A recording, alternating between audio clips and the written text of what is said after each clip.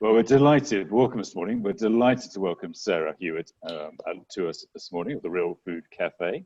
To be fair, talking to Sarah again takes me back years. So I remember meeting Sarah X number of years ago, I won't say how many, when she was managing director of Corney Barrow in London. And she then gave that up with her husband, who I think was traveling the world at the time a lot, and changed lifestyle, which I'm interested to hear about, and moved up to Scotland and to set up the Real Food Cafe.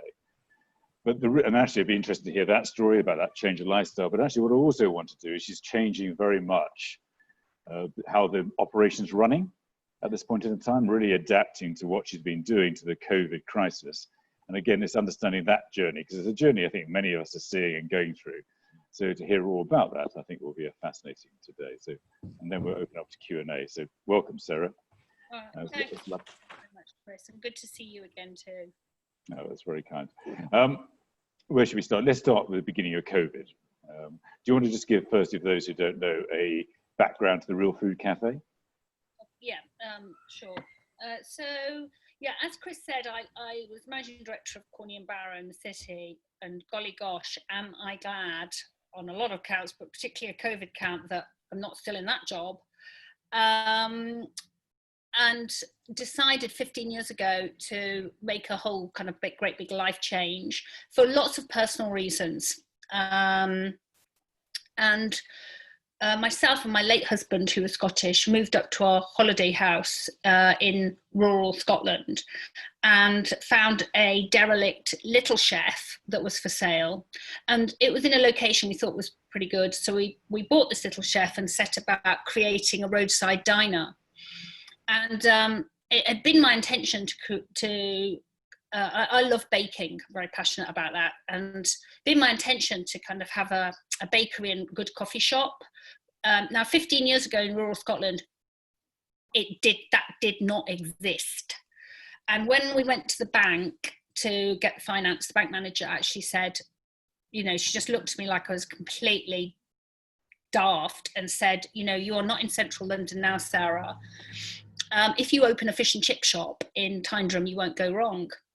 So I thought, oh, I can't ignore that advice. And but I thought, I don't really want to open a fish and chip shop. But I thought I need to. So I kind of set about creating this hybrid roadside diner cafe. And, you know, fish and chips is actually very much the central part of our offering. And I love being in the fish and chip industry now. That I know it and I understand it. So it's incredible how, you know, perceptions can, you know, just be so wrong sometimes. But we do a lot of home baking as well, I have to say, under normal circumstances. So over the past 15 years, we've built this business up, and we were serving pre-COVID over 200,000 customers a year, and turning over about nearly 1.7 million gross a year. It's a very rural location. Just to give you kind of set the scene, the village that it's positioned in has a population of 165 people, and the children that live in that village that are going to secondary school travel 110-mile round trip every day to go to school. So you know, there's not a lot around there, but the people that chose the locations for little chefs, they, you know, the person that sat in the office and, you know, put the pin in the map, I think, you know, despite all the other issues with it, they usually went for pretty good locations. And that's what we thought. And it's a passing place. It's people passing in their cars, on foot, on bikes, a huge amount of kind of outdoor activity. And because I'm very much into that myself, I'm an Ironman, you know, we've really worked at cultivating relationships with all those people that are involved in, you know, particularly kind of outdoor leisure, which has also boomed over the last decade. So everything was going really well up to pre-COVID, I have to say, incredibly well. And January and February started this year, we were trading hugely over budget. In January, we went to London and picked up an award at the National Fish and Chip Awards, you know, major award there. And then right at the beginning of March, we picked up an award from Visit Scotland. We became the the national winner of their Thistle Award for the best informal eatery. And also in the same week, we were officially recognised as a living wage employer. So it was all going really, really well. And then on the 22nd of March, we took the decision, and we didn't take this lightly, we took the very difficult decision to close the business. So we closed a few days before the official lockdown. And we did that because, frankly, we were having problems controlling the crowds. The council who own the public toilets, run the public toilets in Tyndrum, had closed the toilets out, I guess, fear. And so we had people barging in. We just couldn't control it to try and go to the toilet. So we thought, we'll close, we'll take, give ourselves 24 hours to kind of get on top of this, and then we'll reopen. But actually we never reopened. We ended up closing down properly. And that was really, really hard. And it was really hard emotionally, because I've spent 15 years fighting tooth and nail to keep that business going. I've sacrificed all kinds of things. And to actually choose to close it in the third week in March, which is as a seasonal business is our annual low spot in terms of cash flow, went against everything that that I kind of believe in, and that I stand for, and that I understand. So it was really difficult on all kinds, logically, emotionally, and then it took a couple of weeks to actually close it down properly. You don't close a business down in 5 minutes properly, and set up communication channels with your team and with your suppliers, and go into bat with the bank, because having got our heads around the fact that we had to close, the immediate priority was survival, and we need to get to the bank. We need to get to the bank really bloody quickly. And of course the banks were completely overwhelmed. So actually getting the bank's attention was quite tricky to start off with. That didn't do anything for the stress levels. And I run the business, I should point out that I run the business with my husband. He actually runs it. I am the marketing director, and because I also care for my mum part-time as well, and try to do a bit of sport too. Sorry, something just popped up on my screen there. Ooh, sorry, one sec. There we go. So we had to get finance in place, and we had to do that quickly. And it wasn't without a lot of stress, but we managed to secure £250,000 worth of funding, which we think will be enough to see us through, because actually we're not through it yet. We're not out of the woods. We have reopened to an extent, and actually none of us know what's coming down the track in the next 6 to 12 months. So you're adapting. You're very much adapted your offer, haven't you? Yeah, well, yes. I guess what we kind of come to realise is that COVID has created disruption in our industry like I don't think anything else has ever disrupted it. It's caused a kind of social and economic shockwave, which is necessitating big adjustments. And it's big adjustments even for little companies like ourselves. And in some ways, it's probably harder for the little companies. I would say that, wouldn't I? But if I look at companies like McDonald's, for instance, they've actually been evolving. They've been evolving over the last few years in a direction similar to the one, that I think a lot of us are going to have to go down. So whereas previous to COVID, we had a very vibrant, very busy, bustling, colourful, kind of popular cafe, that is just isn't going to happen anytime soon, if ever again. McDonald's and the likes, I guess, I'm not a fan, but Wetherspoons were already embracing and investing heavily in technology and moving to a more technologically based ordering, certainly, ordering systems. And, that's part of what we're doing now. So, we're coming at it, it's more of a kind of revolution than an evolution in our case. And that presents issues because, we are meeting resistance from our team. We've got a great team, right? Really great team. We love them all. And they're really good people and really talented and committed people. But I guess part of the reason that makes them so good at what they do is they like to please the customers. And they're used to the customers loving what we did. And getting them into the mindset that we've got to get the customers to love what we've got to do to survive is quite a challenge. Because, for instance, we used to have a queue up to the till, which could have 50, 60 people in it. Now and it was kind of out the door. Now with social distancing, if we had a queue, we'd probably have 6 people in the cafe in the queue. There's no way we could pack in 40, 50, 60 people into the queue. Plus the fact space has become so much more valuable. We don't want a queue at all. So what we've done phase 1 is open our outside. We've launched a click and collect platform, and we're doing click and collect, takeaway, and our outside seating. But phase 2 is going to be opening the inside of the cafe. And that's going to be quite a difference to how it was, because we're not going to have a queue anymore. We're getting rid of our tills. And customers are going to be encouraged to order on their phones from their tables, or, from staff going around with a tablet to order.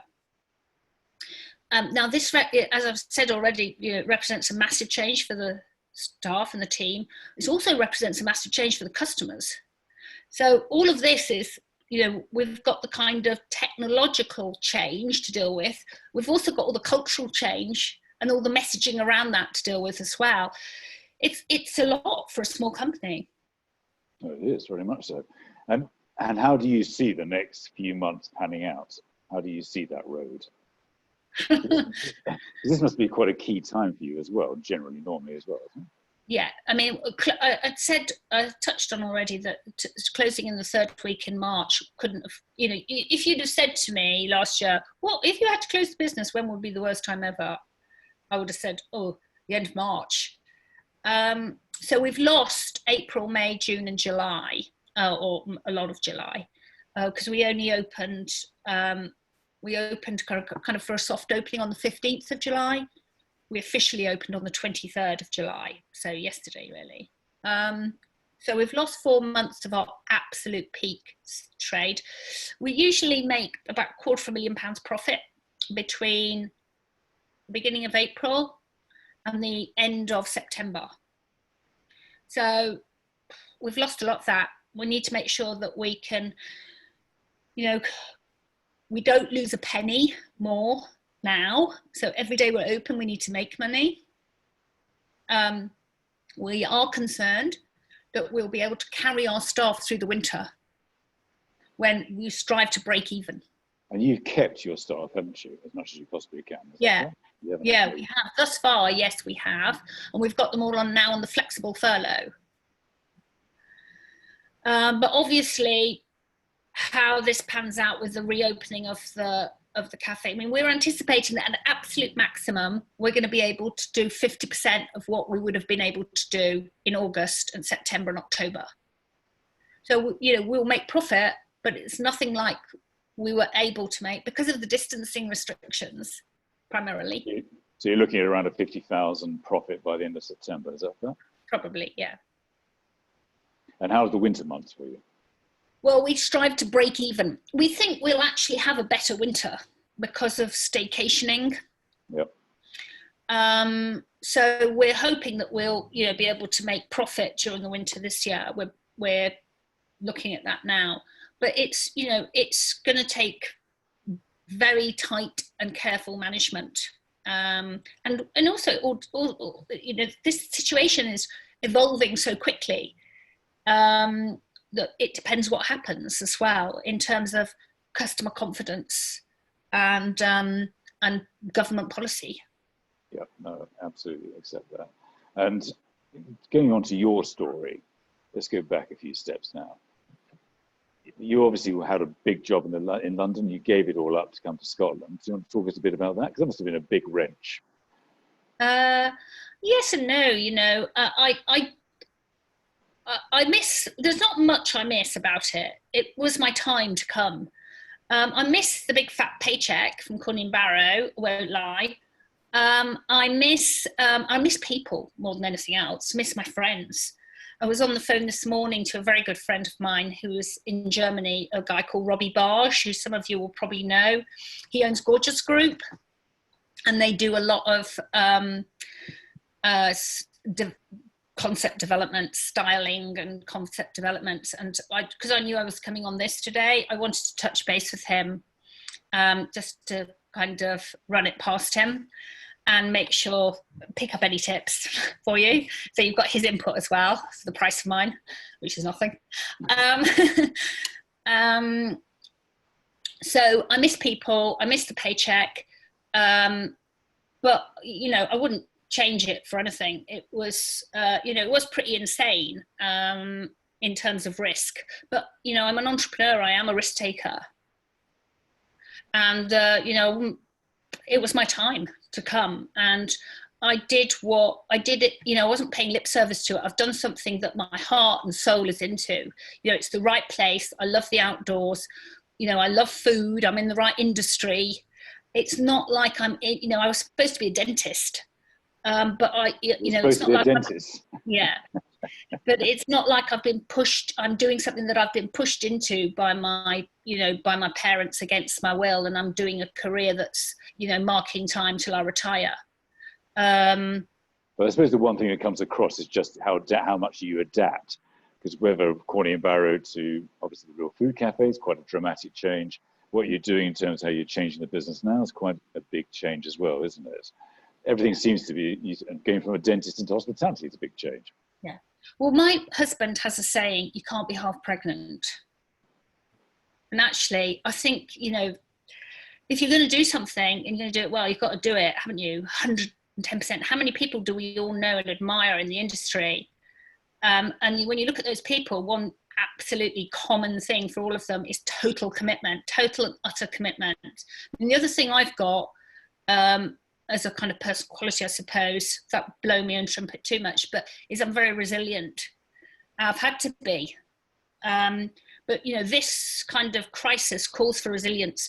But I've really found it's been quite isolating, you know, because I live remotely, and when the business was closed, I missed the life of the cafe. But I found being, you know, in associations really, really great, because I've managed to kind of keep involved in industry discussion and felt supported.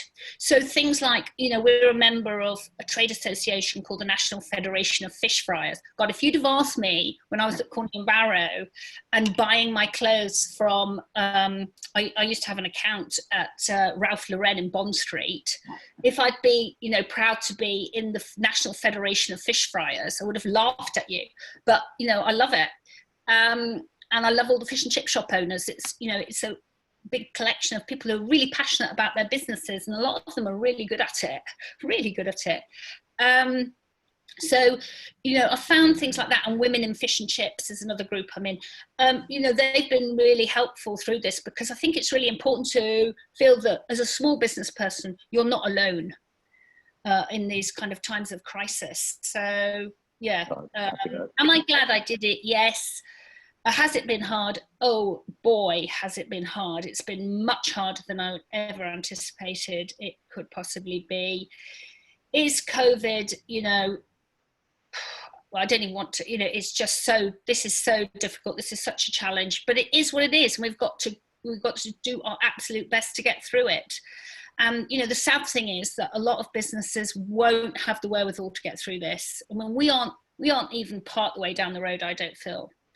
The ramifications of this through the winter for seasonal businesses like mine, for tourism and travel businesses, which, you know, I rely on our current business relies on tourism and travel, you know, it's going to be really touch and go for a lot of good ones, even the good ones, and the mediocre to poor, they will be gone. Very sad. But I mean, the other thing we're doing is that we had already put some of the bits in place to diversify and expand our business. So we were already investing in that pre-COVID, and we'd taken on another manager as a business and development manager and growth manager. So a big investment for a small company like us. And we were gearing up our people in terms of, you know, the systems. We're trying to systematize more of what we do and get in shape for growth. So, you know, this has brought into sharp focus that we need to spread our risk. And where the city centres are becoming, you know, a no-go zone for certain people. I mean, I feel desperate for Pret-a-Manger, for instance. You know, I think for us, with a product like we've got and a kind of marketing capability like we've got, a reputation like we've got, track record, I think we could do very well in cities, you know, by opening, say, a flagship store and then a dark kitchen to do click and collect, takeaway and delivery. That's the kind of way I see the business growing, and, you know, that's very much what we're looking at now. That's really interesting. And I mean, do you see this as, you obviously see all the dangers, but you're obviously seeing opportunities as well, quite a number of opportunities. Well, I think it's a kind of, I would say more, it's kind of necessity for survival in a way. But yeah, I mean, I don't like to say that there will be opportunities out the back of other people's misfortunes.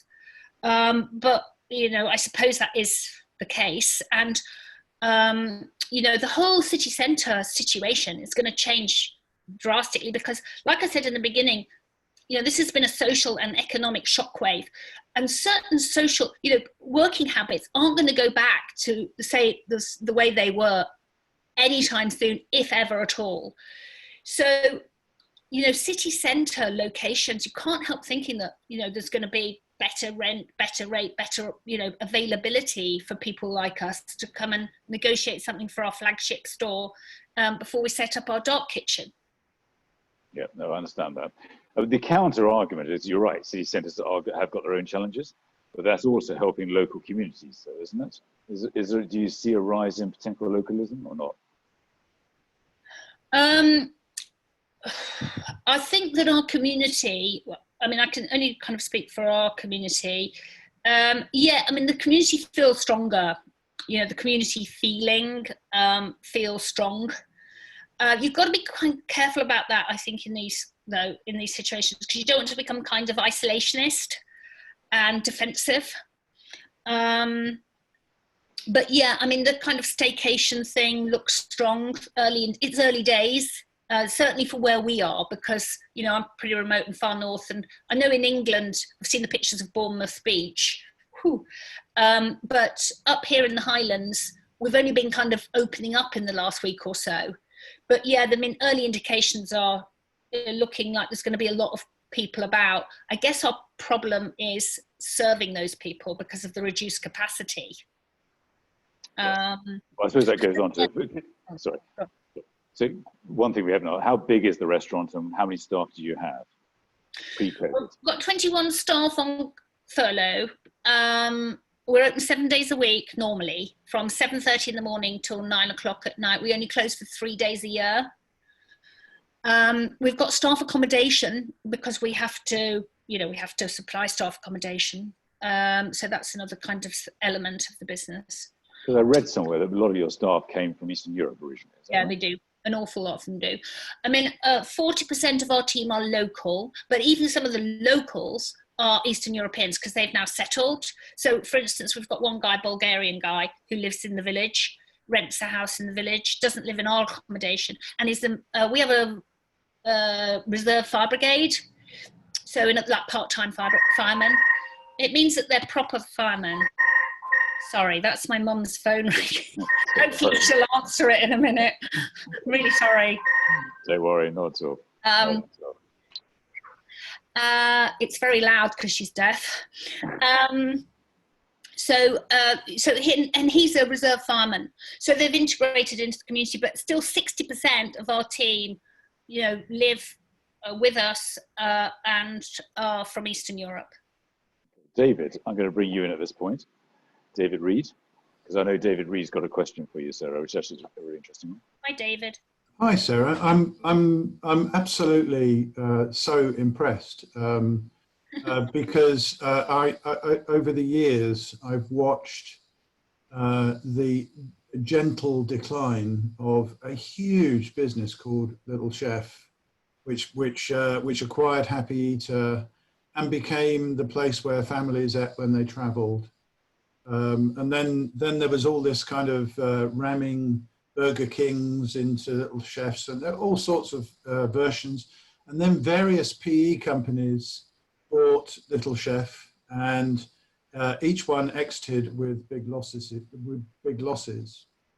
And I've always understood that the problem with roadside dining is that customer behavior has changed, and people don't have the time for table service. They're not interested in a good meal experience. They're much more interested in picking something up and driving on.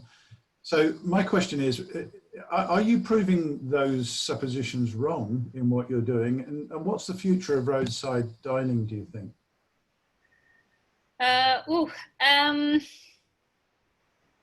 Well, I guess in our experience, people need to go to the loo. So I think that if you've got good loos and get a good reputation, people will, stop for that.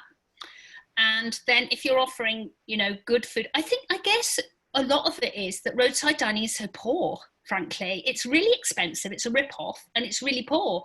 So I think people have supported us because, generally speaking, the vast majority think that we've got a good, tasty product. We've got an open kitchen. You can see what's going on. We're not hiding anything. I think we're also I'm the marketing director, so I'm going to say we've done a good job marketing. I hope Alan's, my husband's, listening, and I get a pay rise. But having things like, we are members of, we're accredited caterers for Celiac UK. We're members of the Scotch Beef Club. So all our burgers, for instance, our beef burgers, come from Scottish registered, farms and are fully traceable. We're members of MSC, so Marine Stewardship Council. All our fish is sustainable, et cetera, et cetera, et cetera. Yeah.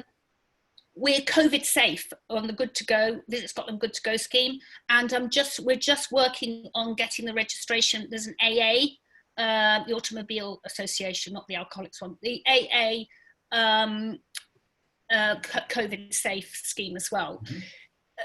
So I think it's about, what do I think about future of roadside? I think, if you're offering a good product, consistently good product, high quality product, decent value for money, I'm not talking cheap at all. We're not cheap. And you work at it, people will come. And they'll plan to stop with you, and probably even more so now. All the kind of evidence is that people are going to start planning everything they do a lot more. They're not going to be so spontaneous as they were, and they're going to really look for those credentials that you are a quality operator and that you're authentic. That what you are saying on your menu is actually what you are delivering. Having the open kitchen and all the rest of it. So I think the reason that Little Chef died was not because they had great locations, but they were incredibly expensive and they were actually rubbish. The offering was rubbish, wasn't it? Well, I can only endorse that. I hope you weren't the managing director. No, but actually I did work for THF when, and ultimately Granada when I was procurement director.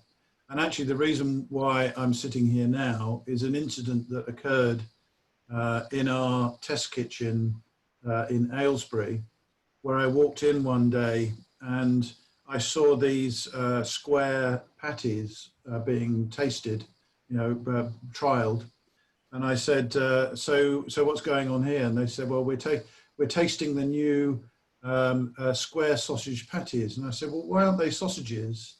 And they said, well, they can't be called sausages because under EU legislation, they haven't got enough meat content. And actually, I was so angry that I was associated with a business that was prepared to sell something like that, that actually I started looking for another role. And that's why I'm sitting here now. So I agree with you entirely. They ripped the heart out of the business. I think that roadside catering is tricky because it takes a while to get your patterns of people, but you can get patterns, and then often they're in quite remote areas. So hiring people is really difficult. That's probably the biggest challenge with roadside. Yeah. But it has been done really, really badly by so many people, hasn't it? I mean, whenever I'm on the M6, there's only one place I will stop, and that is a tea bay. Yeah. There's a few very good ones. Yeah. So when's the next site?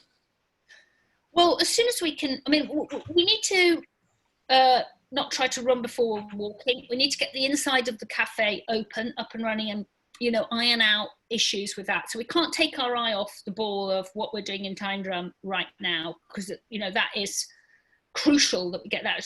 It's like mothership, and it's crucial that we get that right. And we're learning a lot in the process, which will be really useful for our second site. But we are actively looking. So we have got an agent down in Glasgow, and we're looking for something. So soon as I guess the right thing comes up, and we've got them inside of the cafe. I mean, I would hope certainly by the end of the year we have an announcement to make. Very good. John Murray, can I bring you in at this point? John, I think you've got something to talk about investments in the Highlands. Is that fair? Yes. Hi, everyone. So I live in Golspie, which is an hour north of Inverness on the A9. And sadly, we have probably the only village in the whole of the UK that hasn't noticed that COVID has affected our food provision, because we don't have any. We've got 5 hotels and none of them serve any food. So there lies an opportunity in my eyes for a good food operator to come to Golspie and open up a business, because the North Coast 500 goes right through us. So, we're a seaside town. I'm working in a wee bit of that, pushing pushing the tourism bit. Food and drink is my background, but we're looking at now this week, can we set up an investment club locally, just within the village, sell £1,000 per share, buy some properties, and encourage hopefully some young entrants to change the age demographic of the village to being a bit younger, and encourage new entrants into to the village to provide F&B really. So that's what we're looking at. We're just saying, well, you know what, between us, and I've put it out on Facebook locally, and I've had a lot of interest, because we've got, a lot of people locally that might have a bit of money, and we've got a lot of people that are living all around the world that have got a kind of heartstring in our area. So hopefully, guys, watch this space, and if you know of anybody that's looking for an opportunity that might need some backing to kind of do it, then I'm not going to back it all. I'll back a bit of it, but collectively we might be able to open up some opportunities. Fair question. Now, Sarah, I had a comment by Ramesh, who sadly had to leave for another meeting. He's noted in London, his fish and chip shop, his local fish and chip shop in Maida Vale, is doing superbly well, and is actually doing 10% more business, and actually prices haven't gone up very much at all. Yeah. So it seems like fish and chips in the city is doing well. Yeah, I think that, there's a comfort thing, isn't there, about fish and chips? It also lends itself to takeaway, click and collect, delivery. So yeah, I mean, I can absolutely believe that. That's why, we're looking to go into the cities, because we think we've got, as I said, all the kind of right background to go and hit that quite hard. So that doesn't surprise me at all. Fish and chips is actually having a bit of a renaissance, isn't it? Yeah, probably actually it is. I mean, it is the 160th year apparently this year that since kind of fish and chips was invented, and I think, you know, this whole thing in adversity, you know, fish and chips kind of fueled the nation through the war, and there's been a bit of that kind of Dunkirk spirit, hasn't there? And kind of, you know, you touched on the community kind of feeling earlier. So yeah, I think fish and chips is one of the things that's coming out of this well. But you know, it's been tough for all these operators because a lot of small family businesses, they've had to adapt. A lot of people investing in, you know, new technology, the click and collect platforms, and you know, all this kind of safety, the risk assessments, and all the rest. You know, it's these are big changes happening rapidly. No, you're right. For small businesses, this is incredibly testing. Out of interest, how much have you invested in technology during this period? Can't tell you the exact amount because I don't know, ashamedly, but it will be just about 5 figures, so about 10 grand, I think, so far. Still a lot of money for people, isn't it? That's Yeah. good. Javier, can I bring you in at this point? Because I know you have a view on the roadside catering from a Spanish perspective. Yes, wanted to mention to support a bit Sarah's view here. Any highway in Spain, you can, it's, well, not packed with, but you can definitely find for every 60 miles or so, you can definitely find a couple of very decent places to stop. And all of them actually, they usually have a dining room, a proper dining room where you can go and sit and have a good meal at the restaurant, and a kind of bar takeaway where you just go grab something fast. But I can tell there are plenty of them doing pretty well, in which it's an absolute pleasure to go have something to eat, either fast or stop and have a proper meal and leave. And I can tell you it works because I've seen it for many years in Spain, in almost any important highway in Spain. So that definitely works. Yeah, it works in France too, doesn't it? Yeah, it does. That's it. And so it was just kind of trying to support that point, which I think it's probably not as packed as a city center. You cannot have one roadside dining or restaurant every 2 miles or every mile or every 5 miles, but you can definitely have a couple of them every 50, 60 miles, that's for sure. Yeah, I mean, it's just never really been done very well in this country. I remember Sheila Dillon covered this whole topic on you know, when she was doing the food programme, and you know, saying that how can it be that other European countries can get it right and we can't get it right? And it's because it was monopolised by some very big players who had a bit of a stranglehold on it, and it does have operational difficulties.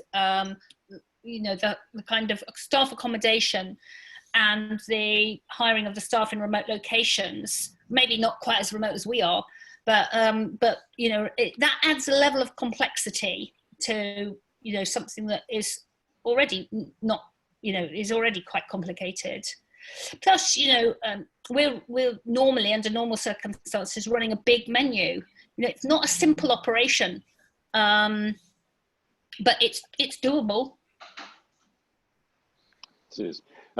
Obviously, Scotland. What's the view on Scotland in terms of how it's going to bounce back from this period of time? Because obviously, this is obviously quite a crucial period, isn't it, economically? I think the point that John was making about the Golspie hotel situation was quite interesting and relevant, because I think one of the problems is that, I mean, I live in a village called Killin, which is quite near Tyndrum, and it's you know, Killin is a big tourist. You know, it's a tourist hub, if you like, rural tourist hub. And we have got in this village 1, 2, 3, 4, 5 hotels, and 2 of them are open. So if you don't provide enough services for visitors, then, you know, the visitors won't come. it's a bit of a kind of chicken and egg situation, and it is a worry that so many people are not opening their businesses. I guess a lot of people I think there is a kind of thing that in Highland Scotland, there's people doing these businesses as lifestyle businesses, and they don't want the hassle, and they've got enough money to get through till next year, so they're just closing the doors. That's the kind of some of the mentality of some of the smaller businesses. There's also fear. People are talking about the second wave. Well, we haven't even had the first wave yet. So, there's also an element of resistance because people are afraid of getting COVID themselves or being the person that lets COVID into the village, So these are things that I know Visit Scotland are aware of, and that, I believe the Scottish Government are. But they need investment and they need work, and there also needs to be more investment in rural infrastructure for things like, litter collection. Because if people are eating more takeaways, it stands to reason that sadly there's going to be more litter. And these kind of problems, litter, bad parking, noise, thousands of noisy motorbikes, they all end up getting the locals' backs up. And if rural Highland tourism is going to flourish, it all needs to be working together. John, do you agree on all that? Well, we've got a really terrible situation going on up here with camper vans, and there's now, it's on our local papers and on the Press and Journal today. There's a kind of a hatred campaign against them, and some of them are being irresponsible while camping, etc., and leaving their waste and their human waste, etc. And some of it is terrible, but we are really at risk of scaring away for long term. I think that this year in particular, we've got a different kind of tourist because people can't go away abroad, etc. But in fairness, we have been, and I've been giving Fergus Ewing, etc., a bit of a hard time on Twitter. Not too bad, but a wee bit of a jibe is that, we should not be surprised at this. We've said, come to the Highlands, visit Scotland, Scottish Government, staycation. Yet infrastructure's not there and the council have got no money. So I'm going like, how have we arrived at this? And I'm really, really worried about the long-term implications that we're known as, because I'm seeing there's a Facebook group set up and I haven't quite joined it. There's nearly 3,000 people on it now already. And it's like, people are going, well, I don't want to come now because it's like, I'm going to be chased away. So I'm a bit worried, to be honest, is that, the keyboard warriors are maybe going to win.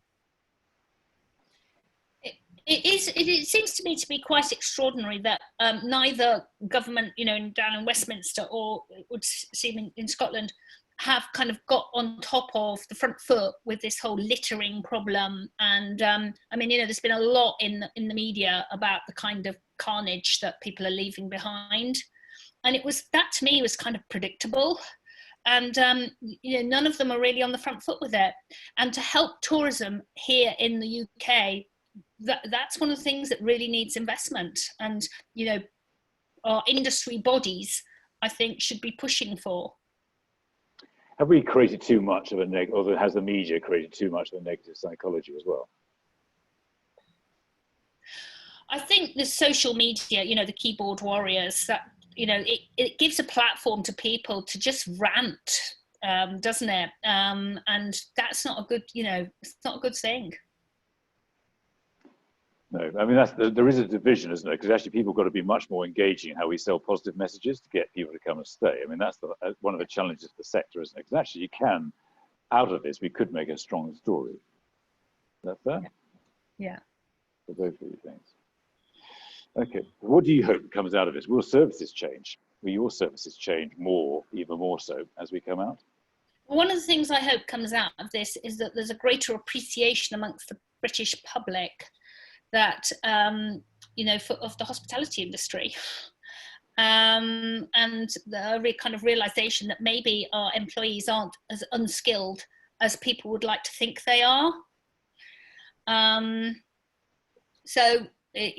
guess that's one of the kind of things I'd like to see come out of it. I think there'll be also a kind of renaissance of things like fish and chips, you know, the nostalgic thing. And I think also kind of more growth in transparency. So what I talked about, the open kitchen, or if you haven't got an open kitchen, you're going from a dark kitchen, which is also something I've been talking about, that you've got all the kind of, you know, you can back that up with all your accreditations and, you know, your awards, so to speak, so that people know you're real. I think a kind of appreciation of local suppliers as well. So a bit of a kind of more of a, there's been a move towards that, but I think more of a move towards that. I think local produce is going to become a bigger piece. I think. Yeah. David, do you agree on that piece? Agreed? Yes, I do. I think there's going to be a polarization of supply in the sense that larger catering businesses that are spread across perhaps the whole nation, they have a big, typically larger catering businesses have a bit of a balance sheet and a cash problem right now. So supplier terms is absolutely key. And of course, most of the suppliers are struggling like mad. So I think we're going to see actually a gravitation of the national chains into more and more large suppliers. And I think similarly, a lot of smaller businesses will gravitate more to local suppliers because of the environmental benefits, because of the service benefits. And actually the reality is the cost differential will probably narrow. So yes, I agree. That'll be interesting. Lawrence, can I bring you in at this point? Nice to see you. Nice to see you today. How do you feel about Sarah's views in terms of the Scottish industry and how we come out of it, may I ask? Yeah, well, it's interesting. We provide work cafes within multi-tenanted buildings mainly, and with the changes in food service, I think there's potentially an opportunity for us. And interestingly, I had a call from one of the clients that are in one of our buildings to ask if we were coming back, if we were returning to work, and what were we doing. And I confirmed that we were, and his reason for doing that is they currently have food service within their building. They have a Costa franchise and they provide food within the building. And they are going to change that, but they wanted confirmation that we'd be there because they want to continue to offer their staff a service within the building during that time. So that's a company that's already looking at what they're doing currently and reorganizing their offices as a result of COVID and taking out the food service that they've currently got in there, but needing one still within the building. So the downside to all of this is, I think it's like Sarah said, when we've got a problem with public transport, we've got a problem with confidence in people coming back. We work in the city centre, so clearly people are much more nervous about coming into the city centre.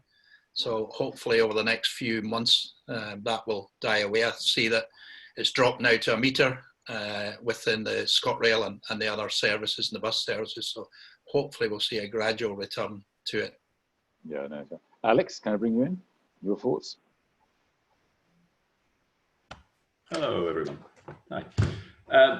Yeah, thanks for that history there, Sarah. I was thinking earlier when you said you were going to be a dentist. Dentistry, you probably dodged a bullet there because it's about the only industry that's worse hit than hospitality, I think, at the moment. So you think we're going through troubles now. Imagine the poor dentists around the country that can't do anything. That's a really interesting story about what we've done. My question is more from a practical perspective. We have organised a couple of road trips that take in the North Coast 500, and the next one is due to be happening in September, October. We passed through Tyndrum last time, but we were on a bit of a tight time schedule, so we couldn't stop off at the Real Food Cafe. But if we were to this time, is it the kind of thing that you can pre-order now? Do you have the tech to be able to do it? How would that work with sort of 20 to 30 people? Is that a business request, giving her an order, Alex? Yeah, pretty much. Well, depends how she answers it, frankly, because we're still going to be on a tight timeline. So get this right and you might have a big order. you very much. Well, all I can do is kind of be as honest as I can at this point and say that certainly pre-ordering is where it's at to a point. So we've got the click and collect platform, and we've got people already, booking up our slots. We haven't had an order yet as big as 30 people, but it's kind of early days. But we can certainly handle that, no problem. We're used to it from pre-COVID, when we'd have 30, 40, 50 people in a go. I guess it's all fine. It may not be able to be inside. That's what I was, yeah. It depends on the time, and it depends when you're talking about. And we would have to take a view about whether we would, because, we've gone from 94 seats to about 34 seats. So your group would fill the whole cafe. So it would all depend on, do you want to effectively book out the whole place for your group? Probably yes, because it's going to be done on a first come, first served basis for those slots for inside. The only thing we're always really careful about is making sure that we've got access and some availability for disabled customers, because that's one of the things that we've worked really hard on, encouraging people with access issues. And obviously they have different needs. But yeah, as long as we can kind of square it all off with that, probably, because it will be done on a first come, first served basis. That's great, thank you. No, that's really interesting. And do you think there's scope then to be able to build where you are at the moment? Because you're using the car park in summertime.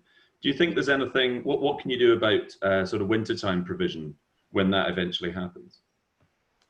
Well, we've been discussing the kind of possibilities for extending the cafe outside. Like, for instance, building some kind of glass structure over our outside seating area. So the outside seating area becomes a kind of semi-inside seating area. But we've got to be really careful we don't overinvest in this now, right at this time. So what we need to do is we're trying to kind of figure out how much to invest before we open the second unit. We need to invest enough to make sure that we maximize the capacity of what we've got almost at Time Drum, then probably open our new place, get that up and running and making some money, and then come back and do some more, fixing at Time Drum. What we can't do is use all our, everyone's saying cash is king. I think that's probably right. We use all our money up and not have enough left to open our second one. But we're looking at all those things, we're looking at expanding the business. I'm conscious of time. Sarah, it's been a real pleasure listening to you this morning. Thank you so much. Thank you for giving the time up. And it's really nice to reconnect with you as well after all these years. So many congratulations on your success over the years. And I really wish you well. I look forward to watching what happens to you now, actually. Well, it would be really interesting, wouldn't it, actually, to kind of get a few people back in 12 months' time and have another kind of temperature check of where various people are compared with where they thought they were going to be. Absolutely. So what lessons we've learned and so on. So, if you want me back, I hope I've added some value today. Thank you for asking me, but I'd be very happy to come back if you want. I look forward to having you back, Ian. Sorry, Chris, I was just going to say, it's all moving so fast, it'll probably be 4 months before we ask you to come back, not even a year. Yeah. Well, thank you very much to everybody joining us today. We'll be releasing this recording later today and over the weekend. And I look forward to seeing you again soon. Have a great weekend. And thank you very much, Sarah, again. Thanks, thank you so much. Take care. Bye-bye. Thank you.